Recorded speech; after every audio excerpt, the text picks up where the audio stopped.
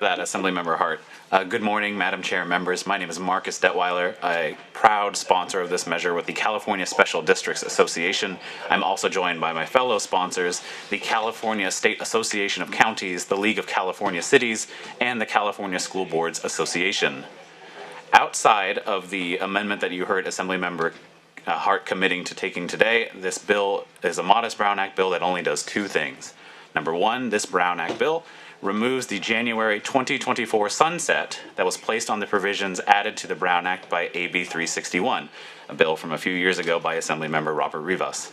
This removal of the removal of this sunset is necessary in order to permit local agencies to continue to avail themselves of the emergency remote meeting procedures that were put into place by AB 361. The second and only other thing that this bill does is modify the duration of the AB 361 renewal resolutions that were part of the procedural requirements of AB 361. It changes that time frame from 30 days to 45 days. The reason for this change is to accommodate those local agencies with regular fixed meeting schedules that, for example, were on the second Tuesday or the third Thursday of a month. Normally, 30 days is enough to accommodate these sorts of schedules, but in some instances during the regular calendar year, 30 days is just short of that time frame. And so this change to 45 days will accommodate these agencies and avoid the situations that have arisen where we've had local agencies gaveling in merely to pass a resolution and then gavel out. With this, we believe that AB 557 is a narrowly tailored measure, and I respectfully ask for your aye vote. Thank you. Thank you. We are the example. Good morning, Ron Duncan, Soquel Creek Water District, serving about 50,000 residents in Santa Cruz County. We are the why or your poster child for this bill. AB 361 already has helped our agency and community, and AB 557 will allow this good policy to continue. Our March 21st board meeting may not have happened without AB 361, and certainly public participation would have been highly compromised.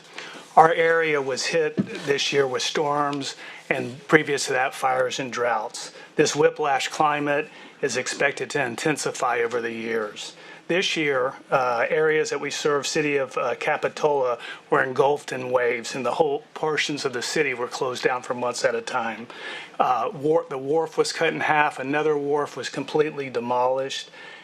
Landslides and road closures were common, and one road in dramatic fashion was washed out, stranding 50 households with no egress or water. The governor declared a state of emergency for our county. About a week before we posted the agenda for our March 21st board meeting, we saw the forecast of significant storms arriving in our area, with the storms hitting hardest during the night of the meeting. We are worried about board members, staff, and public being able to attend the meeting, and agenda items needed to be approved by the board in a timely manner. Thankfully, we were able to hold the meeting remotely under the provisions of 361, which AB 557 will continue. Also, I'd like to just say that a couple of our meetings we had to adjust due to the 30-day requirement, so the 45-day modification is also an excellent addition. Thank you for your hard work during these times.